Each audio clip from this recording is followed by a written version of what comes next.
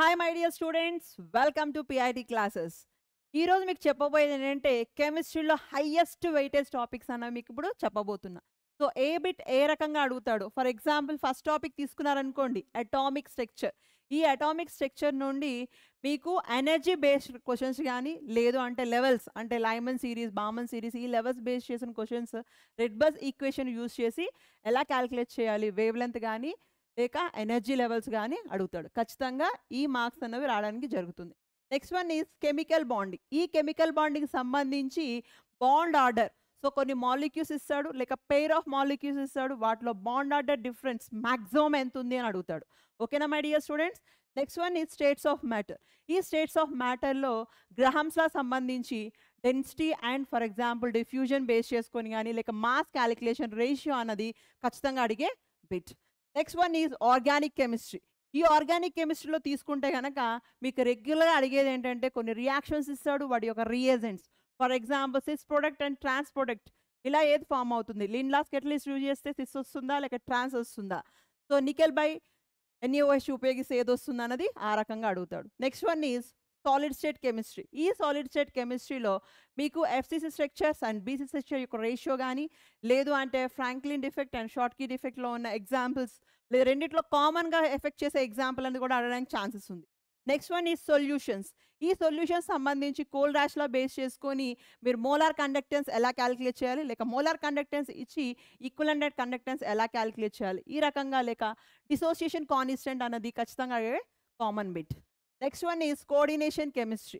ఈ కోఆర్డినేషన్ కెమిస్ట్రీలో magnetic momentum వాడే ఇస్తాడు. మీకు మ్యాగ్నెటిక్ మొమెంటం ఇచ్చి కింద కాంపౌండ్స్ అడుగుతాడు. సో మీకు అక్కడ 2 అండ్ 3 అలా మీకు కనబడితే కనుక అన్పెడ్ ఎలక్ట్రాన్స్ 2.89 ఉందనుకోండి, మన మాలిక్యూలో అన్పెడ్ ఎలక్ట్రాన్స్ ఖచ్చితంగా 2 ఉండాలి. 3.89 మ్యాగ్నెటిక్ మొమెంటం ఉందనుకోండి, మన మాలిక్యూలో 3 అన్పెడ్ ఎలక్ట్రాన్స్ ఉండాలి. సో ఆ రకంగా మీరు ఒక చిన్న ట్రిక్ ద్వారా ఉపయోగించారంటే కింద అటామిక్ నెంబర్స్ అనేవి ఖచ్చితంగా తెలిసి ఉండాలి. స్కాండియం టు నెక్స్ట్ జింక్ వరకు, scandium, titanium, vanadium, chromium, manganese, iron, cobalt, nickel, copper, zinc. ఇది మీ ఫింగర్ బేస్ చేసుకొని ఈజీగా రికగ్నైజ్ చేయగలిగితే, so once you know that crystal field, stabilisation energy తీసుకునేటప్పుడు మీకు ఎలా వస్తుంది, the halogens are weak field, next one is oxygen donors, next nitrogen donors, and next one is cyanide and carbon monoxide. So ఈ series, ఈ spectrochemical series మీ మైండ్లో ఉంటే ఈ మ్యాగ్నెటిక్ మొమెంటం క్వశ్చన్ అనేది ఖచ్చితంగా ఆన్సర్ చేయగలుగుతారు. The next one is D and F block elements. So ఇందులో మీకు అడిగేది ఏంటంటే ఎలక్ట్రానిక్ కాన్ఫిగరేషన్ ఇస్తాడు, డైరెక్ట్ బిట్ ఇది. సో ఈ కాంపౌండ్ ఏ ఎలిమెంట్ సంబంధించింది, లేదా ఏ పీరియడ్ సంబంధించింది, లేదా ఏ గ్రూప్ సంబంధించింది, S block, P block, D block elements, S ఎలక్ట్రాన్స్లో ఎన్ని ఉన్నాయి, P ఎలక్ట్రాన్స్ ఎన్ని ఉన్నాయి, D ఎలక్ట్రాన్స్ ఉన్నాయి, F ఎలక్ట్రాన్స్ ఎన్ని ఉన్నాయి, లేదా డైరెక్ట్గా F బ్లాక్ ఎలిమెంట్స్ యొక్క నేమ్ ఇస్తాడు, వాడి యొక్క కాన్ఫిగరేషన్ కరెక్టా కాదా అని అడుగుతాడు. సో ఖచ్చితంగా ఎలిమెంట్స్ తెలిసి ఉండాలి, ఎలక్ట్రానిక్ కాన్ఫిగరేషన్ కూడా తెలిసి ఉండాలి. Next one is P block elements. ఇందులో మీకు ట్రెండ్స్ అంటే ఏంటి, ఇట్ నథింగ్ బట్ హాలోజన్స్లోనికి తీసుకున్నా, లేకంటే నైట్రోజన్ ఫ్యామిలీ, ఆక్సిజన్ ఫ్యామిలీ, వీటిలో electronegativity or base character, increasing character and decreasing, acidic strength ఇంక్రీజింగా డిక్రీజింగా, సో ఇలాంటివి అడుగుతాడు. కాబట్టి ఖచ్చితంగా కాన్సెప్ట్ వేరియేషన్లోనే అడుగుతుంది. కాబట్టి ఈ గ్రూప్ సిరీస్ ఎలిమెంట్స్, వాటి యొక్క size relation, electron gain enthalpy, ఇవన్నీ మీ మైండ్లో ఉండాలి. Next one is hydrogen compounds.